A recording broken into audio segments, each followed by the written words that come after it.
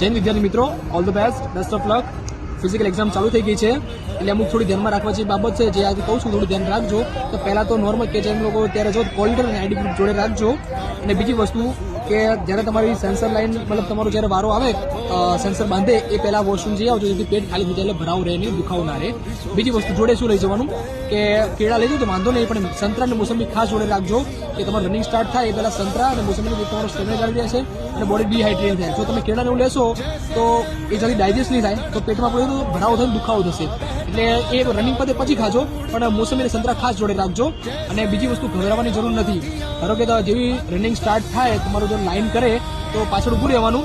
પછી તમારો વારો નજીક તમને નજીક લાગ્યું કે હવે નજીક સેન્સર આવે પછી રનિંગ ચાલુ કરો તો પાછળ લેવાની જરૂર નથી, ખોરાક થાકવાની જરૂર નથી. પછી તમે લોકો જેમ રીતે શીખ્યા હોય એ રીતે રનિંગ કરજો.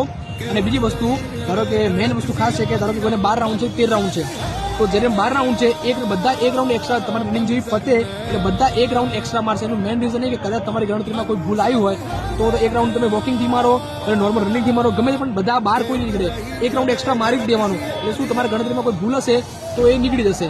જય હિન્દ.